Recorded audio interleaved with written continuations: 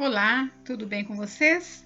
Hoje, dia 302 da nossa leitura da palavra, nós vamos ler os capítulos 13 ao 15 do livro de Lucas. Vamos à leitura? Capítulo 13: Arrepender-se ou perecer. Naquela mesma ocasião, estavam ali algumas pessoas que falaram para Jesus a respeito dos galileus, cujo sangue Pilatos havia misturado com os sacrifícios que os mesmos realizavam. Então Jesus lhes disse: Vocês pensam que esses galileus eram mais pecadores do que todos os outros galileus por terem padecido estas coisas?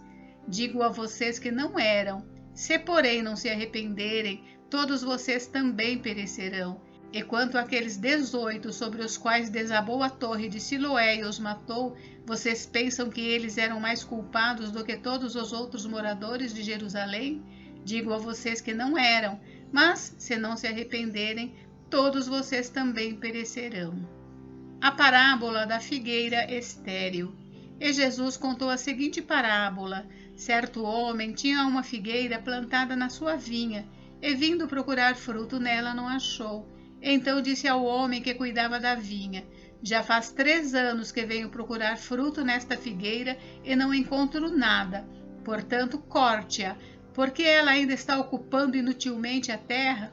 Mas o homem que cuidava da vinha respondeu: Senhor, deixe-a ainda este ano, até que eu escave ao redor dela e ponha estrume. Se vier a dar fruto, muito bem. Se não der fruto, o Senhor poderá cortá-la. A cura de uma mulher enferma num sábado. Num sábado, Jesus estava ensinando numa das sinagogas, e chegou ali uma mulher possuída de um espírito de enfermidade, havia já 18 anos. Ela andava encurvada, sem poder se endireitar de modo nenhum. Ao vê-la, Jesus a chamou e lhe disse: Mulher, você está livre da sua enfermidade. E impondo-lhe as mãos, ela imediatamente se endireitou e dava glórias a Deus. O chefe da sinagoga, indignado por ver que Jesus curava no sábado, disse à multidão: Há 6 dias em que se deve trabalhar. Venham nesses dias para serem curados, mas não no sábado. Porém o Senhor lhe respondeu: Hipócritas, cada um de vocês não desprende da manjedoura no sábado o seu boi ou o seu jumento para levá-lo a beber? Por que motivo não se devia livrar deste cativeiro em dia de sábado esta filha de Abraão, a quem Satanás trazia presa há 18 anos? Tendo Jesus dito estas palavras, todos os seus adversários ficaram envergonhados. Entretanto, o povo se alegrava por todos os feitos gloriosos que Jesus realizava. A parábola do grão de mostarda. Jesus disse: A que é semelhante o reino de Deus? E a que o compararei? É semelhante a um grão de mostarda que um homem plantou na sua horta, e cresceu e fez-se árvore, e as aves do céu se aninharam nos seus ramos. A parábola do fermento. Disse mais: A que compararei o reino de Deus? É semelhante ao fermento que uma mulher pegou e misturou em 3 medidas de farinha, até ficar tudo levedado. A porta estreita. Jesus passava por cidades e aldeias, ensinando e caminhando para Jerusalém. E alguém lhe perguntou: Senhor, são poucos os que são salvos? Jesus respondeu: Esforcem-se por entrar pela porta estreita, pois eu afirmo a vocês que muitos procurarão entrar, mas não conseguirão. Quando o dono da casa se tiver levantado e fechado a porta, e vocês do lado de fora começarem a bater, dizendo: Senhor, abra a porta para nós, ele responderá: Não sei de onde vocês são. Então vocês dirão: Comíamos e bebíamos com o Senhor. Além disso, o Senhor ensinava em nossas ruas. Mas ele dirá a vocês: Não sei de onde vocês são. Afastem-se de mim, vocês todos que praticam o mal. Ali haverá choro e ranger de dentes quando vocês virem Abraão, Isaque, Jacó e todos os profetas no reino de Deus, mas vocês lançados fora.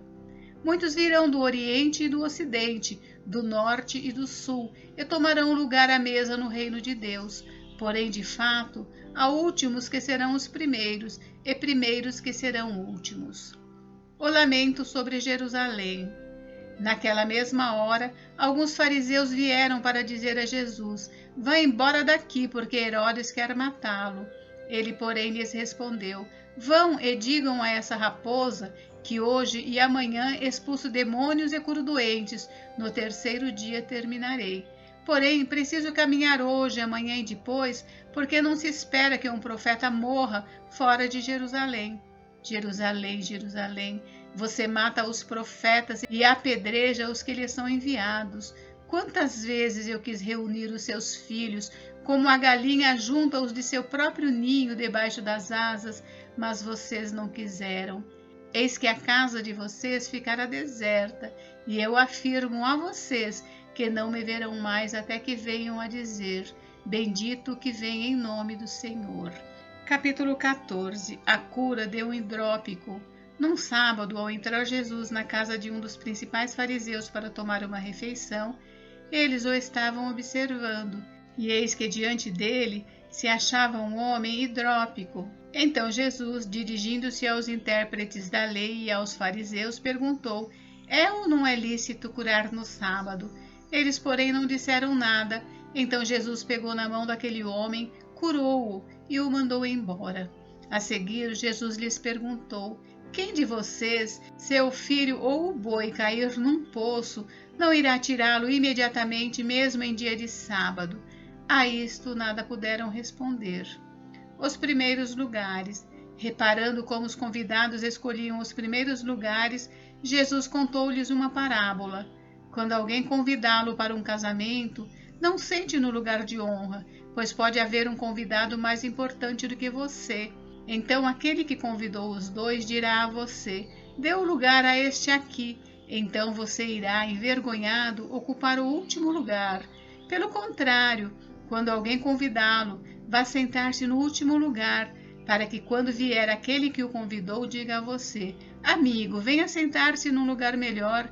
Isso será uma honra para você diante de todos os demais convidados, porque todo o que se exalta será humilhado, e o que se humilha será exaltado.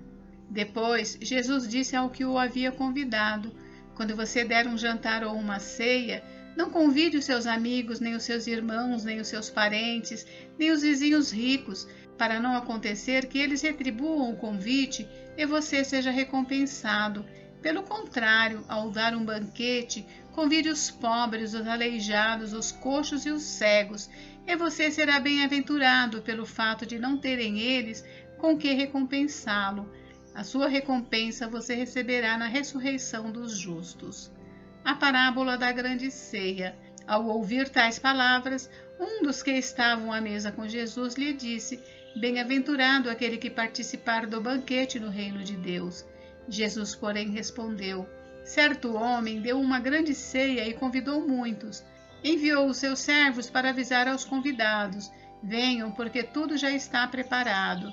Mas todos eles, um por um, começaram a apresentar desculpas. O primeiro disse: comprei um campo e preciso ir vê-lo, peço que me desculpe. Outro disse: comprei 5 juntas de boi e vou experimentá-las, peço que me desculpe. E outro disse: casei-me e por isso não posso ir. O servo voltou e contou tudo ao seu senhor.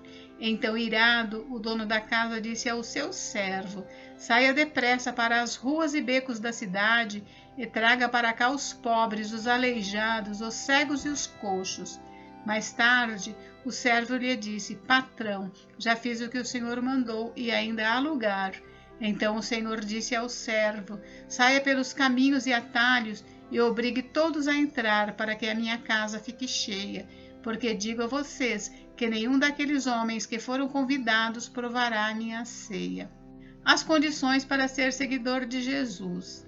Grandes multidões acompanhavam Jesus e ele, voltando-se, lhes disse: se alguém vem a mim e não me ama mais do que ama o seu pai, a sua mãe, a sua mulher, os seus filhos, os seus irmãos, as suas irmãs e até a sua própria vida, não pode ser meu discípulo. E quem não tomar a sua cruz e vier após mim, não pode ser meu discípulo.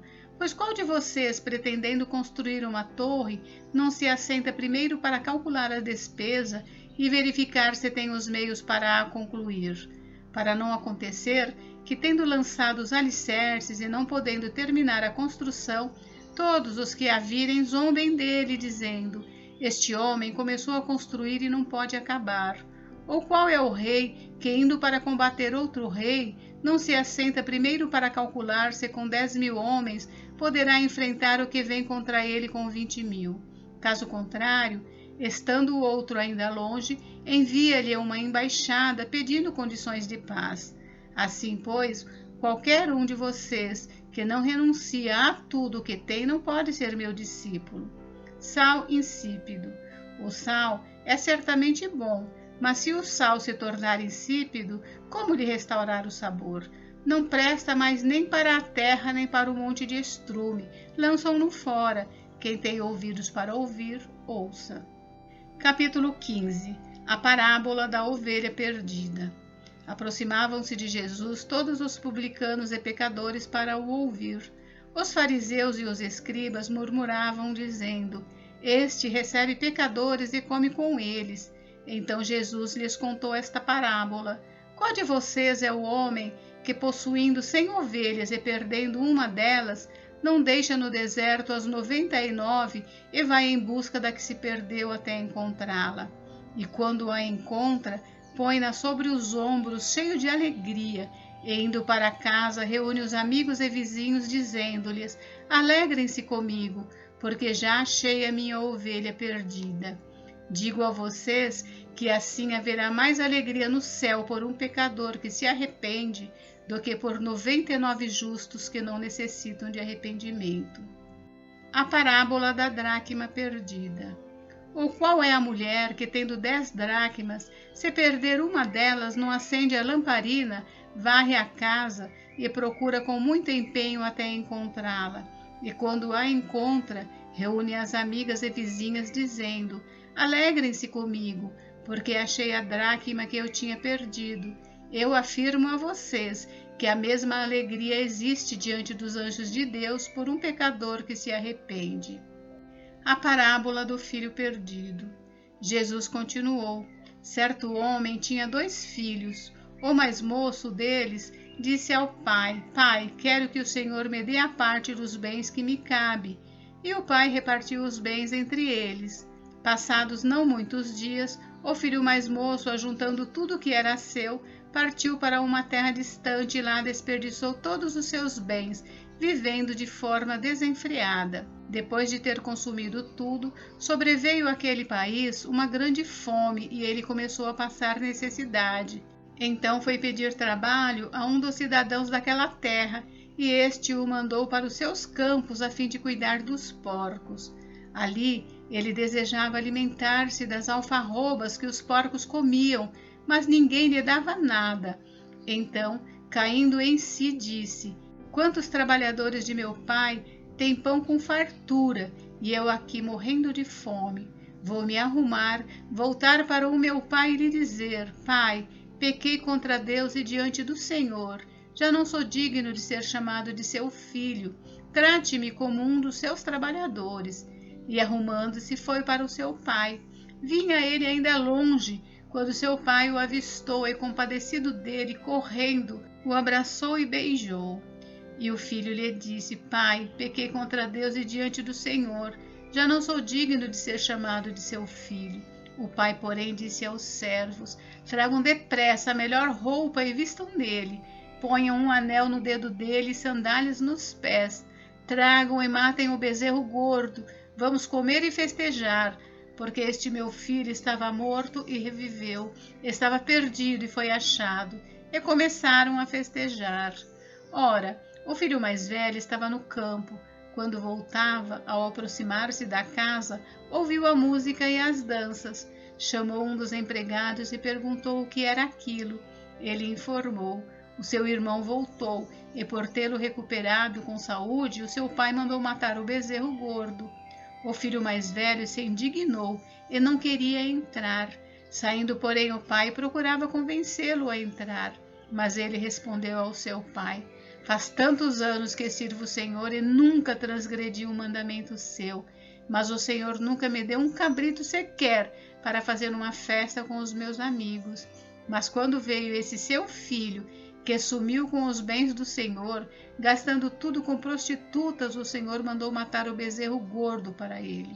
Então o pai respondeu: Meu filho, você está sempre comigo, tudo que eu tenho é seu. Mas era preciso festejar e alegrar-se, porque este seu irmão estava morto e reviveu, estava perdido e foi achado. Gente, encerramos por hoje, mas amanhã tem mais. Fiquem com Deus.